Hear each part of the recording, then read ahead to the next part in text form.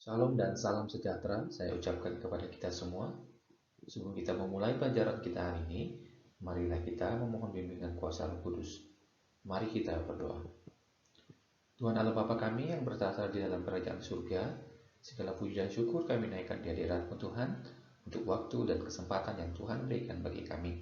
Saat ini kami akan menggunakan waktu ini untuk belajar bersama-sama. Kiranya Tuhan memberkati pelajaran ini dari awal hingga berakhirnya. Di dalam nama Yesus kami berdoa dan mengucap syukur. Amin.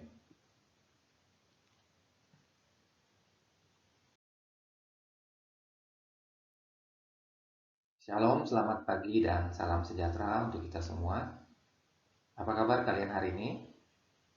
Tentunya saya berharap kalian semua dalam keadaan sehat. Hari ini kita akan belajar tentang studi kasus. Tema pelajaran kita hari ini yaitu gereja yang hidup di dunia. Pada kesempatan ini kalian akan menyelidiki sebuah cerita tentang seorang tenaga marketing yang mengalami keputusasaan karena kesulitan yang dihadapinya di tempat pekerjaannya. Kiranya kita dapat mengambil atau memetik pelajaran dari cerita ini.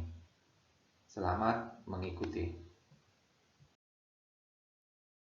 Ada 3 tujuan pembelajaran yang akan kita capai pada hari ini. Yang pertama, siswa mampu memecahkan masalah yang berkaitan dengan materi pelajaran. Yang kedua, siswa mampu mengkontekstualisasikan pembelajaran dalam kehidupan sehari-hari. Yang ketiga, siswa mampu menginternalisasikan nilai-nilai pelajaran dalam kehidupan sehari-hari. Itulah 3 tujuan pembelajaran yang akan kita capai hari ini. Kita masuk pada bagian yang pertama, pengertian studi kasus.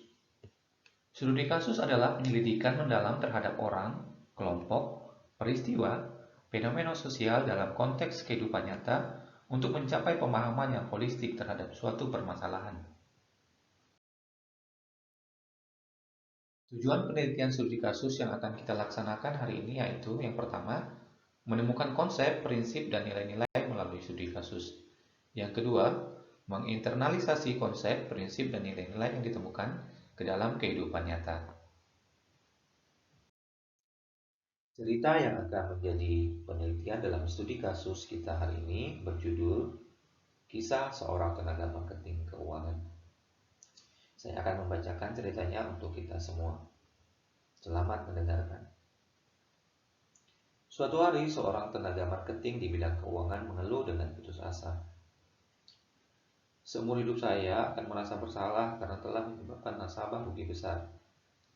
Apalagi jika sampai ada yang meninggal karena itu. Aduh, rasanya saya mau mati saja, katanya.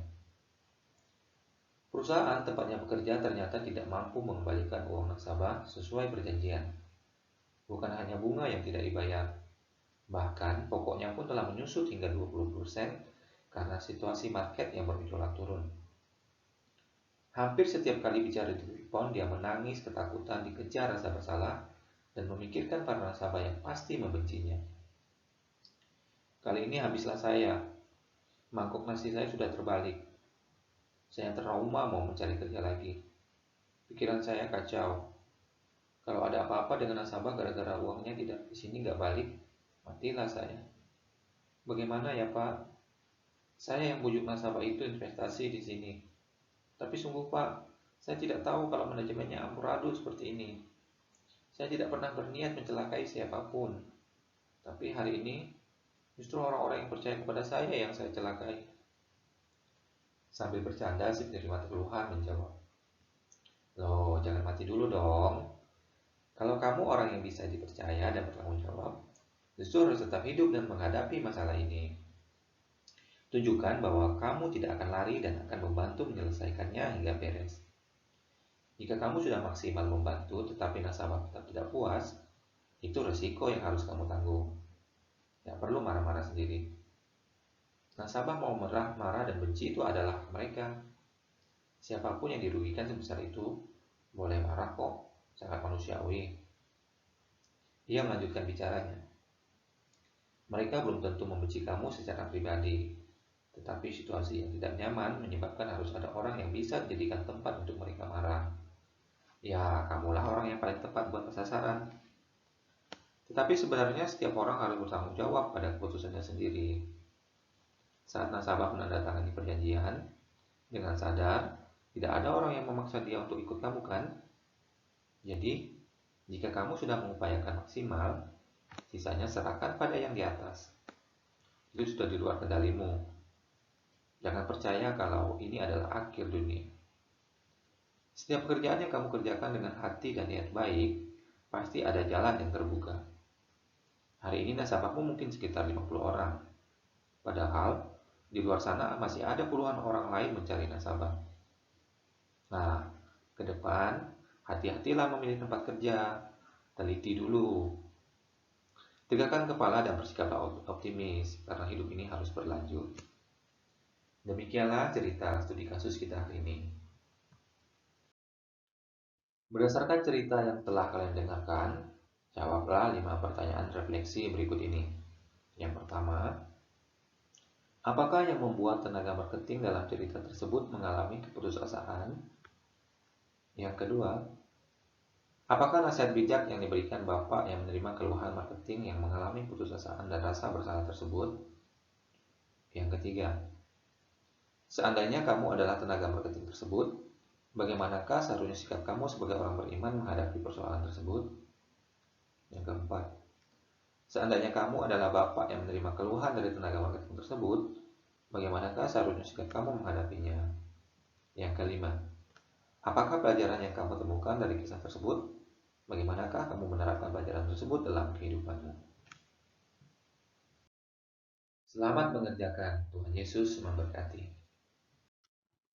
Untuk mengakhiri pelajaran kita hari ini, marilah kita merendahkan diri di hadapan Tuhan. Mari kita berdoa. Tuhan Allah Bapa kami yang bertata dalam kerajaan surga, terima kasih Tuhan untuk penyertaan-Mu dalam pelajaran kami hari ini.